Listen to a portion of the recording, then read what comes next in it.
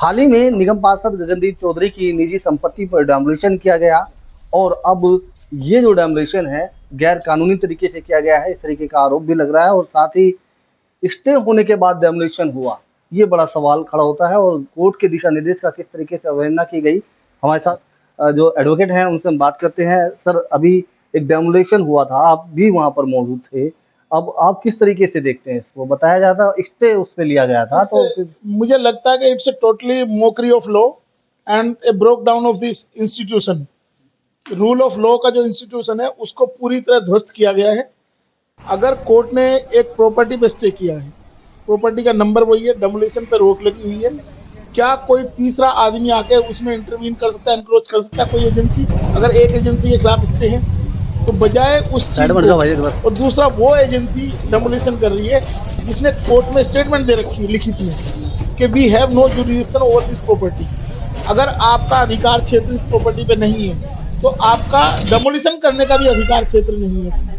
और आपने स्पेशली जब आपने कोई शो कॉज नोटिस इशू नहीं किया, कोई डेमोलिशन ऑर्डर इशू नहीं किया, ना कोई अपॉर्चुनिटी दी दूसरी पार्टी को। सुप्रीम कोर्ट बार बार गाइडलाइंस दे रहा है कि आपको उसको अपॉर्चुनिटी देनी पड़ेगी, उसको टाइम देना पड़ेगा, उसे एक्सपीरियंस लेने के बाद आप डेमोलिशन कर सकते हैं। तो इसमें पूरी तरह कानून की धज्जियां उड़ाई गई और कानून की धज्जियों को उड़ाकर जबरदस्त तरीके से ये पर्सनल लेवल पे आके ये डेमोलिशन किया गया और इसके लिए ये लोग दोषी हैं। एक जानकारी और निकल के आ रही है कि जो एरिया है वो ओजोन में था और डबल बेंच जो हाई कोर्ट के ऑर्डर थे उसके बाद में डेमोलिशन की कार्रवाई की गई। नगर निगम ये समझना पड़ेगा, ओजोन के बारे में 2024 में एनजीटी में डीडीए ने एक पूरा लेआउट प्लान फाइल किया हुआ है। उसने लिखा है, उसमें ब्लू कलर में दिखाया गया है यमुना का प्लेन एरिया, जो वाटर जहाँ पे यमुना का वाटर फैलता है यहाँ पे, तो यमुना प्लेन एरिया में उसको ओजोन 1 कहा है उन्होंने, और ओजोन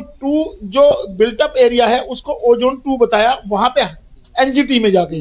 तो जब ये चीज क्लियर थी तो ये जो साइन बोर्ड लगाई गई थी, जनता के बीच में पैनिक क्रिएट किया गया कि ओजोन है।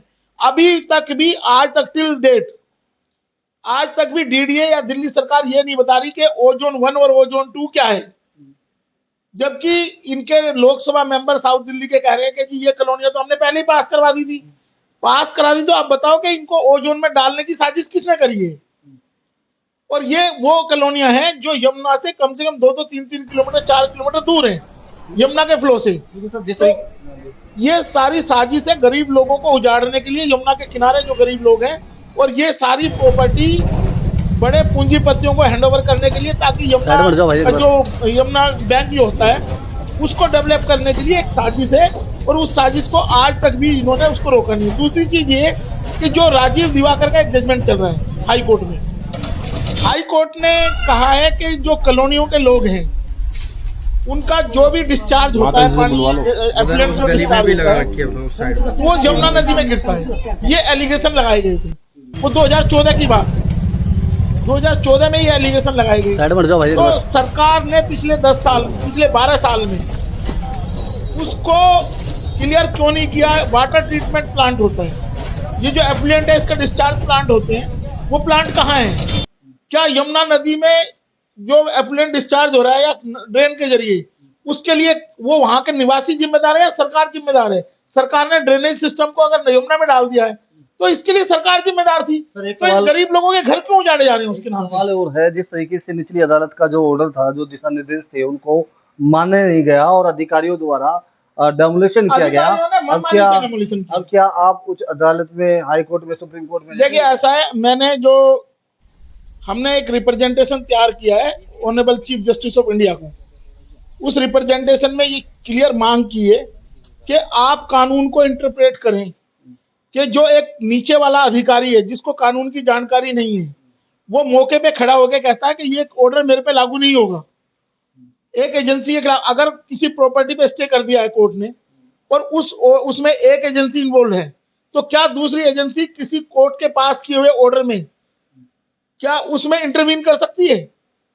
कानून ये नहीं कहता। उसको उस ऑर्डर को ऑनर करना पड़ेगा, उसकी रिस्पेक्ट करनी पड़ेगी, और उसको वो एक्शन तब तक नहीं ले सकता जब तक वो ऑर्डर वैकेट ना हो जाए। जिन अधिकारियों ने गैर कानूनी तरीके से डेमोलिशन किया, क्या उनके ऊपर कोई कानूनी कार्रवाई की? उनके खिलाफ तो क्लियर कट कंटेम्प्ट का केस बनता है। जो एचएस नेगी और सतीश गौतम 2 अधिकारी थे, जिन्होंने इस चीज को डिक्लाइन किया है। साइड में जाओ भाई। And HS. Negi has already given in his statement before the court that we have no MCD has no jurisdiction over this property. Once he has given the statement before the court, how he can demolish the same property without issuing any show cause notice to anyone and without passing any demolition order? The order which was issued by the DCP for the security purpose, in that order it is mentioned that it is unauthorized. We are demolishing MCD start the unauthorized construction. To demolish the unauthorized construction. अगर आप unauthorized construction की बात करते हैं तो आपने क्या MCD ने शो कॉज नोटिस दिया? जिस जमीन पे एमसीडी का क्षेत्राधिकार ही नहीं है, आप एमसीडी वहां पे डेमोलिशन कैसे कर सकती है?